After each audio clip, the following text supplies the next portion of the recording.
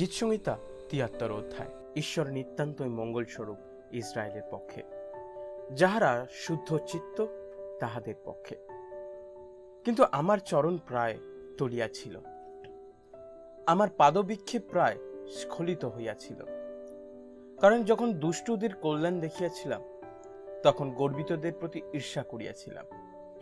কেননা তাহারা মৃত্যুকালে যন্ত্রণা পায় না, বরং তাহাদের কলেবর হৃষ্টপুষ্ট। মর্তের ন্যায় কষ্ট তাহাদের হয় না, মনুষ্যের মতো তাহারা আহত হয় না। এই জন্য অহংকার তাহাদের কণ্ঠের হারবৎ, দৌরাক্ত বস্ত্রবৎ তাহাদিওকে আচ্ছাদন করে।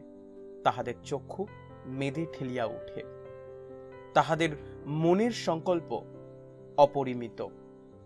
তাহারা বিদ্রুপ করে ও দুষ্টতায় উপদ্রবের কথা কহে, তাহারা দর্প কথা কহে।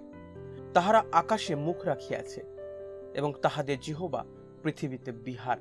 এই জন্য তাহাদের জনতা সেই দিকে ফিরে, প্রচুর জল তাহাদের দ্বারা গলিত হয়।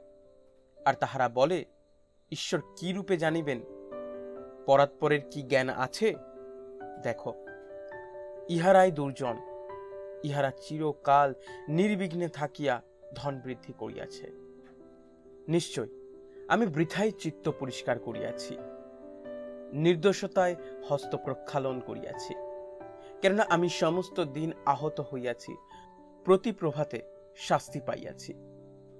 যদি আমি বলিতাম এইরূপ বর্ণনা করিব, তবে দেখো, তোমার সন্তানদের বংশের প্রতি বিশ্বাসঘাতক হইতাম। আমি তাহা বুঝিবার জন্য চিন্তা করিলাম, কিন্তু তাহা আমার দৃষ্টিতে কষ্টকর হইল।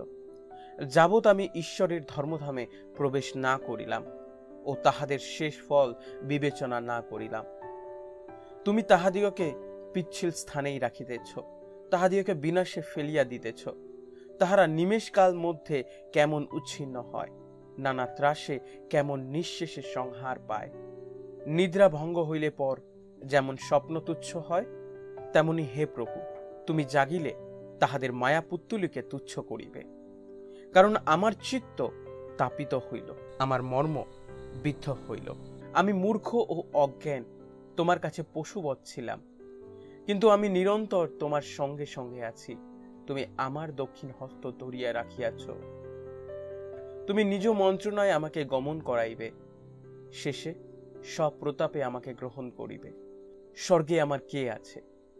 পৃথিবীতেও তোমা ভিন্ন আর কিছুতে আমার প্রীতি নাই। আমার মাংস ও আমার চিত্ত ক্ষয় পাইতেছে, তথাপি ঈশ্বর চিরকাল আমার চিত্তের শৈল ও আমার দায়াংশ। কেননা দেখো, যাহারা তোমা হইতে দূরে থাকে, তাহারা বিনষ্ট হইবে।